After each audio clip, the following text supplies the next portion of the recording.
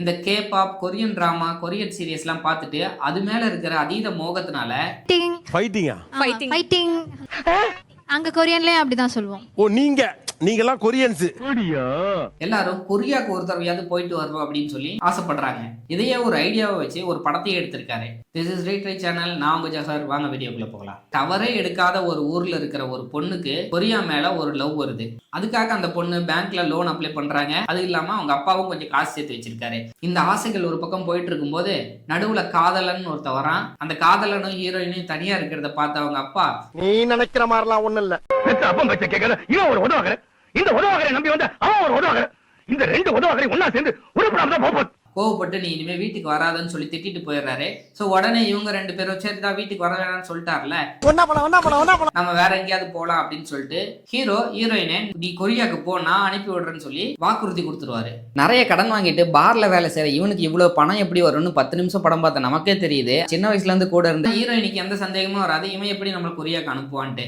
ஒரு நாள் நிறைய பணத்தோட உனக்கு கொரியாக்கு டிக்கெட் எடுத்துட்டேன், வா கொரியா போலாம் அப்படின்னு சொல்லிட்டு இந்த பொண்ணை வேற ஒரு ஃபிளைட்ல ஏத்தி விட்டுட்டு இவரு மிச்ச பணத்தெல்லாம் எடுத்து மும்பைக்கு ஓடிடுவாரு. கையில காசே இல்லாம வெறும் டிக்கெட்டையும் விசாவையும் மட்டும் வச்சுட்டு கொரியால போய் இறங்கி அவன் இந்த பொண்ணை விட்டுட்டு போயிட்டான்றதையே ரியலைஸ் பண்ணிட்டு அவங்க அப்பா சொன்னதெல்லாம் நினைச்சு பார்த்து அழுதுட்டு இருப்பாங்க. சோ இதுக்கப்புறம் ஒன்னும் பண்ண முடியாது, நம்மகிட்ட காசே இல்ல, இருந்தாலும் நம்ம சம்பாதிச்சு நம்ம அப்பாக்கு காசு திருப்பி கொடுக்கணும்னு சொல்லி ஒரு சபதம் எடுத்து அந்த ஊர்லயே வேலை செய்ய ஆரம்பிப்பாங்க. ஆனா பஸ்ஸு கூட காசு இருக்காது. அந்த ஊர்ல திரும்புற பக்கம் எல்லாம் நல்லவங்க மட்டும்தான் இருப்பாங்கன்ற மாதிரி எங்க போனாலும் இந்த பொண்ணுக்கு ஹெல்ப் பண்றாங்க.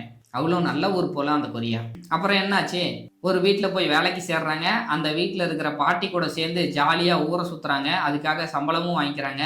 ஒரு நாள் திடீர்னு நான் கொரியால இருந்து வீட்டுக்கு திரும்பி போகும்போது நிறைய காசோட தான் போகணும்னு சொல்றாங்க. அதுக்காக அந்த பாட்டியும் இவங்களும் சேர்ந்து ஒரு ரெஸ்டாரண்ட் ஒன்று ஆரம்பிக்கலாம், அதுல இருந்து நமக்கு நிறைய காசு வரும், நானும் ஜாலியா இருக்கலாம், நிறைய காசு கிடைச்சிரும், நீ அதை எடுத்துட்டு ஊருக்கு போயிடு அப்படின்னு சொல்லி ஒரு டீல் போட்டுக்கிறாங்க. இதெல்லாமே வழக்கமான தமிழ் படங்கள்ல வர மாதிரி ஒரே பாட்டுல எல்லாமே நடந்துட்டா யாரும் நம்ப மாட்டாங்கன்றதுனால கொஞ்சம் கொஞ்சமா இம்ப்ரூவைஸ் பண்ணி எடுத்துட்டு போறாங்க. ஆனா இதெல்லாமே ஒரே பாட்டுல முடிக்க வேண்டிய கதை தான். அப்புறம் எல்லா நல்லவங்களுக்கும் வர அதே சுச்சுவேஷன், நீ சம்பாதிச்ச காசை நீ யூஸ் பண்ணிக்கலாம், இல்லைன்னா உன்னை நம்பி இருக்கவங்களுக்கு கொடுத்துடலாம் அப்படின்ற சீன் இந்த படத்துலயும் தவிர்க்காம வச்சிருக்காங்க. அதே மாதிரியே நிறைய சம்பாதிச்ச காசை கொண்டு போயிட்டு தன்னை சுத்தி இருந்த நல்லவங்களா இருக்காங்க இல்லையா, அவங்களுக்கே செலவு பண்ணிடுறாங்க. ஒரு கட்டத்துல தன்னோட அப்பாவுக்கு உடம்பு சரியில்லை, ஊர்ல ஒரு நிலச்சரிவு வந்திருக்கு அப்படின்னு தெரிஞ்சுட்டு உடனே ஊருக்கு கிளம்பி வந்துடுறாங்க.